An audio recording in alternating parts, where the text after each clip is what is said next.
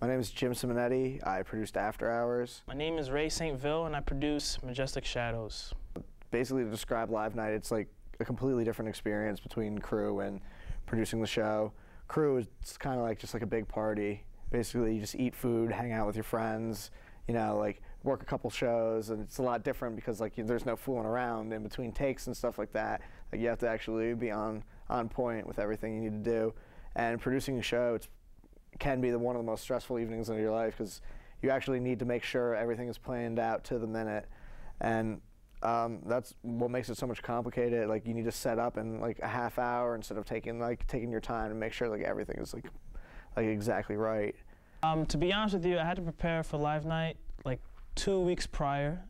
You have to write a script, you have to time out the show, and pretty much you have to rehearsal. That's one thing that I've never done before. That is rehearsal time. There's like 2 weeks prior, you have to like rehearse like exactly what you're going to be doing, exactly how much time you have, so everything can just roll smoothly pretty much. Join this major because honestly it's because it's like a big family. Like you spend all your time together, you hang out together, you do projects together. It's a lot more personal than any other majors. Like when I sit in a Gen N class, even if it's like a class 4 specific for a major, like no one talks, everyone just sits there and like quiet.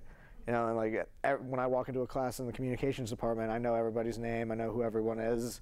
It's always a great time, and that's basically it.